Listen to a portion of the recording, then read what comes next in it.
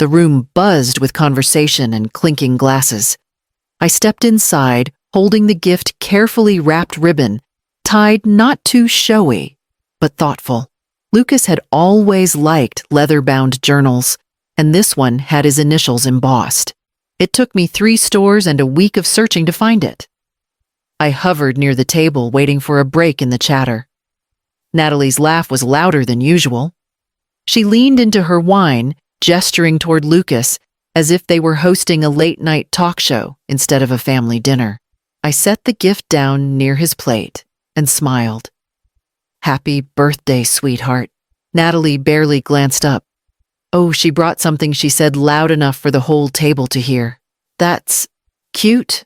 I opened my mouth to speak, maybe ask how work was going, maybe just ask to pass the bread. But Lucas beat me to it. He stood holding his glass and tapped the side with a spoon. "Quick toast," he said. The room quieted. He raised his glass, then turned to me with a grin that made my stomach twist. "To everyone here, who contributes, who actually matters." Then the pause, the deliberate turn, and not the most useless one here. His eyes stayed locked on mine. The silence was instant and sharp. No one gasped. No one defended me. Natalie covered her mouth like she was stifling a laugh. Stephen from work chuckled. Even Aunt Maria looked away. I didn't say a word. I reached for my coat on the back of the chair, pulled it on slowly, and walked out without touching the food or the gift. I heard Natalie whisper something as I left. I didn't catch it. I didn't need to. The cool air outside hit my face, and for a second I expected tears. But none came. Not then. Instead, I walked to my car, turned the key, and drove home in silence. No music, no radio, no calls. Just the ticking of the turn signals and the heat rising from somewhere deep inside. When I got home, I opened the hallway closet and reached for an old box labeled Office, Marcella. The box smelled faintly of old ink and dust. Inside, a cracked leather planner swatches of fabric clipped to index cards, printouts of seating charts, and a gold pen with my initials engraved. The tools of a life I'd folded away too neatly. Once upon a time, I ran a boutique event firm, Marcella Quinn Events. Small but polished. I was never interested in celebrity weddings or 6-figure budgets. I wanted beauty with meaning. I planned fundraisers that built libraries. I organized weddings where grandmothers cried during the vows. I was good at it. Really good. Then Peter got sick. And when he passed, the silence swallowed the phones, the emails, the meetings. I didn't answer clients. I didn't renew the lease on the office. 1 month blurred into 6. When Lucas called saying Natalie had gone back to work and they were juggling too much with baby Ava, it felt like a lifeline. I moved in just for a few months, brought my grandmother's casserole dishes, made the guest room feel like mine. I cooked, kept Ava on schedule, folded the towels the way Natalie liked them, though she never said thank you. I paid part of the mortgage without being asked. Just a transfer every month, quiet as breath. Then came the little emergencies. The flat tire that needed $400. The urgent dental work for Ava. The temporary daycare fees when Natalie changed jobs. They never said the words, but I always knew when they were waiting for me to step in. I did. Because that's what you do for family, right? When the emergency expenses became too overwhelming, I sold my house. I stopped printing menus, stopped sketching table layouts in my notebook. At first, I told myself I was just resting, healing. But months turned to years, and the only things I coordinated were nap schedules and dinner prep. And yet, I told myself it was enough. I wanted to feel needed. I wanted to feel like I still mattered. Now, I lived in a rented house, and I wasn't even allowed a seat at my own son's birthday table. I closed the box and carried it to the kitchen, brushing off the dust. Then I opened my laptop for the first time in a very long time. The photo book is still sitting on the sideboard exactly where I left it. I wrapped it in gold paper with a soft ribbon. Nothing loud, just enough to say this mattered. I had spent weeks on it. Scanning old pictures from shoeboxes, cleaning up red eyes and blurred edges. I captioned every page in my own handwriting. First steps. Birthday hats. Family road trips in that beat-up green van. Pages full of proof that we had once belonged to each other. Lucas's baby photo was on the very first page. Natalie's bridal shower came later. Ava in the backyard, covered in frosting, laughing so hard she tipped her cake over. I even added a final page blank, but framed in floral borders with a note. To be filled with whatever comes next. But nothing came next. The ribbon wasn't even untied. I saw it there through the living room window when I drove past the next day. Still untouched. Still whole. That night, Natalie posted a picture from the dinner. Her caption, "So grateful for our amazing circle."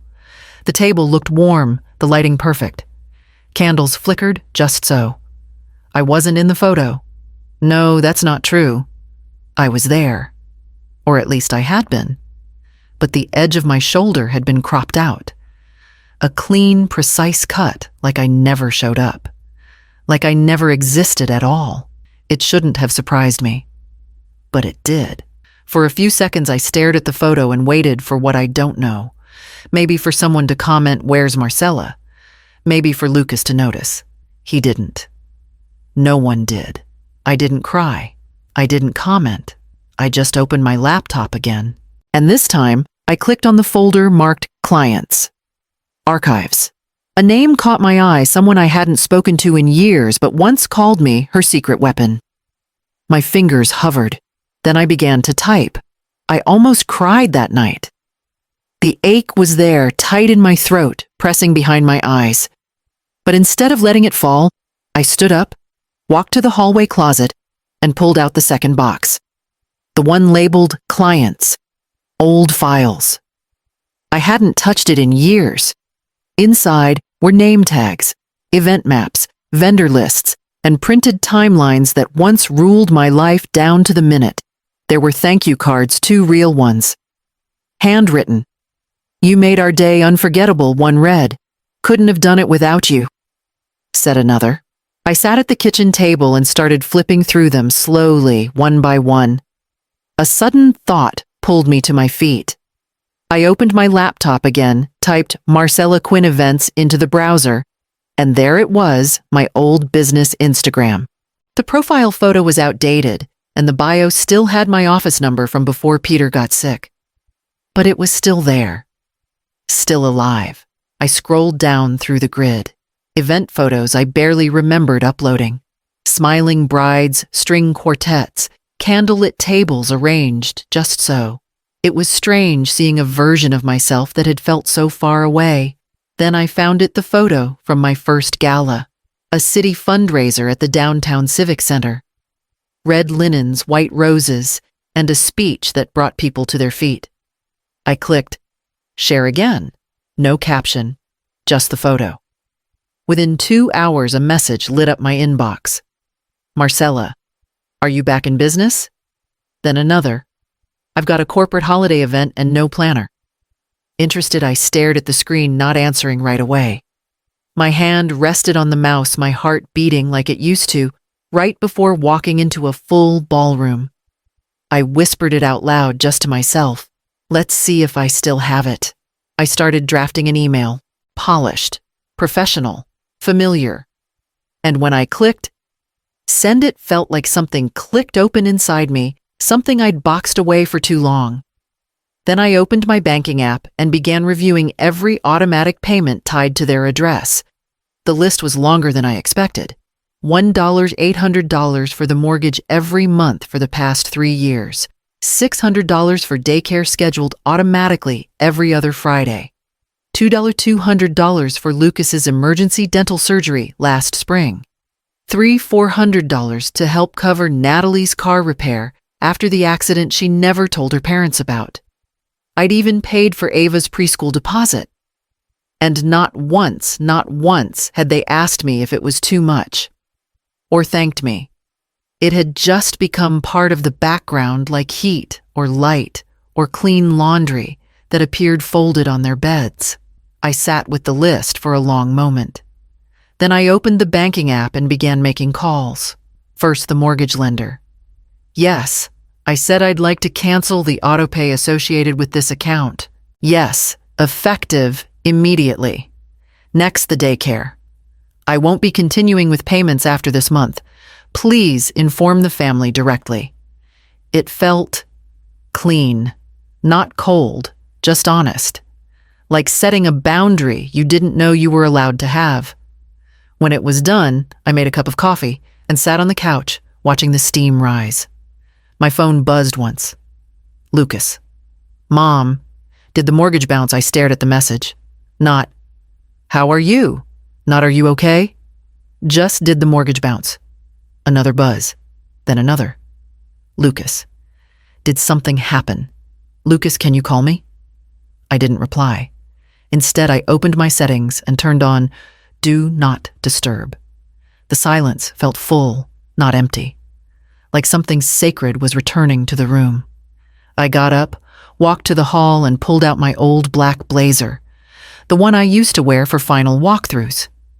Press meetings, closing speeches. It still fit. Back at the kitchen table, my laptop chimed with a new message. A former client had referred me. Subject line, Are you available this December gala? Downtown. I didn't charge them a dime. When Caroline asked if I'd take on the charity gala for the Children's Literacy Fund, I said yes, without hesitation. Not because I didn't need the money, God knows I did, but because I needed something else more. I needed to remember what it felt like to be trusted. La Vida Art Center hadn't changed much. Same vaulted ceilings, same warm light pouring through the upper windows at sunset. I'd hosted 4 events there in my prime. This time, I walked in with a clipboard and a question. What if I could still do this? By the end of week 2, the florist had sent in sketches. The caterer, an old contact from my early days, threw in dessert as a donation. A jazz trio volunteered to play. People remembered me. They were kind, grateful. The night of the gala, I wore my black blazer and a soft gold scarf. Not flashy, but enough. The room shimmered. Candles, linen, warm light, and laughter. No one asked who I was related to. No one expected me to pick up anyone's plate. They just listened. When I gave instructions, smiled when I passed by, and called me ma'am, in that respectful way I'd forgotten. At 8:30 p.m., I stood near the back wall with a glass of sparkling water and watched it all unfold. The silent auction was buzzing. Guests were taking photos by the sponsor wall. The energy felt alive. That night, the photos went viral. Someone had tagged me in a clip, a slow pan across the room, the caption reading, flawless, elegant, thoughtful. Every detail felt like home. By morning, an editor at the Southwest Business Chronicle had published a feature, Event Queen of Santa Fe Returns, Marcella Quinn Stuns at La Vida Gala. I didn't forward the article to Lucas or Natalie. I didn't post it to the family group chat. I didn't need to. I had something better. I had 3 new inquiries in my inbox by noon, and a 4th titled Family Emergency, Can You Call Me? It had been 3 weeks since I stopped answering his messages. 3 weeks since I turned off the money tap. 3 weeks since I reclaimed my name. And now, here he was. Lucas showed up at the Civic Arts Center an hour before the mayor's luncheon. I saw him through the lobby windows before he even made it through the doors. Hair uncombed sleeves, wrinkled that anxious shuffle he used to get as a kid when he knew he'd crossed a line. I didn't flinch. I kept folding the place cards. Mom, he said quietly. I glanced up. Lucas. He hesitated like he expected a warmer welcome. I didn't mean it like that. I set down the last name card. I know exactly what you mean. He looked down at his shoes. Things have been tight. With the mortgage and daycare and everything, I think we just— I know, I interrupted gently. I've been covering it for 3 years. He blinked, surprised by the calm in my voice. We didn't mean to push you out, he said. It was just a bad night. I nodded. But you said it. He looked wounded. Can't we just move past it? I looked over his shoulder. Guests were starting to arrive. My assistant waved a signal from across the room. Lucas stepped forward like he might hug me. I stepped back. Not cruel, just clear. Mom, he whispered. I'm glad you came, I said. Now you know where to find me. He stood there, hands limp by his sides, unsure whether to say more or walk away. I turned toward the entry greeting guests with a smile I'd earned. As I walked toward the stage, I caught my reflection in the glass doors. And for the first time in years, I didn't look like someone's mother or someone's afterthought. I looked like me. The first message came at 6:42 a.m. Lucas lost his job. Can we talk? I didn't respond. An hour later, I know things were said, but this is serious. We're behind on everything. By lunch, I'd received 4 more. One with a photo of Ava sitting in the dark, lit by a phone flashlight. Another with the caption, "The power just got shut off. Are you really okay with this?" I put my phone in the drawer. There was no joy in it, no revenge, no gloating. Just silence. The kind that speaks louder than anything they ever heard from me when I was still giving. They thought I had taken something from them, but I hadn't touched a thing. I'd simply stopped providing what was never mine to carry in the first place. No more auto payments. No more co-signing. No more standing in front of their mess like a shield. I had never called the utility company. I hadn't spoken to the mortgage lender. I hadn't told Lucas to quit without a backup plan. I had simply stopped, and the house grew quiet. Natalie, once too busy to even say hello when I came in with groceries, was now sending messages 3 times a day. Her tone bounced between desperate and bitter. One text even read, "I don't know how you can sleep at night." I did sleep, deeply, for the first time in years. Lucas didn't message again. I imagined him pacing that house, the silence heavy around him, wondering how it all fell apart so fast. But it hadn't fallen fast. It had been built on me, quietly, brick by brick. And when I stepped away, the cracks were already there. They just didn't see them until the lights went out. Back at my apartment, I lit a candle and opened my notebook. The next event was in 2 weeks, a downtown fundraiser for a community arts program. They'd asked for my full services, and this time I'd be charging full price. The envelope was pale pink and slightly crumpled. The handwriting unmistakably a child's. My name was spelled wrong, Marcela, but the heart over the I was perfect. Inside was a single sheet of notebook paper, folded twice and lined with rainbow stickers. Dear Marcela, I miss your hugs. Mommy says you're too busy being important now. But I liked when we made cookies. Are you mad, love Ava? I sat very still. My tea had gone cold. The noise of the city outside faded into nothing. Ava's words weren't angry, just confused, just honest. No child should have to translate the silence between adults. I took out a note card and wrote slowly, Dear Ava, I miss your hugs too. Being busy doesn't mean I stopped loving you. It just means I remembered something important, that I'm allowed to matter too. I added a small photo from last Christmas, her in an apron flower on her nose. Both of us laughing over a tray of slightly burned cookies. I slipped in a folded card I'd drawn by hand, just like she used to make for me, with 2 stick figures holding hands under a bright sun. I didn't mention Natalie. I didn't mention the house, the bills, the way I'd been treated. This letter wasn't for that. This letter was a bridge. A quiet one.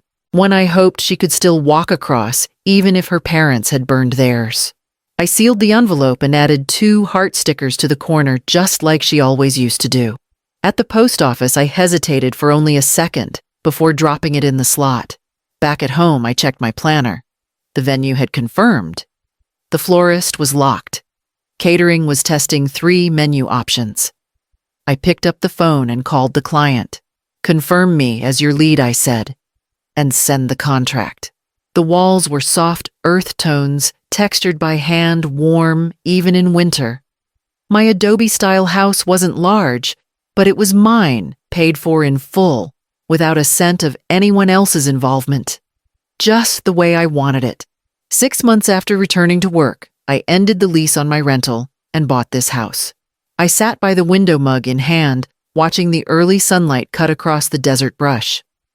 A small wooden table beside me held the press kit for the Santa Fe Spring Arts Festival.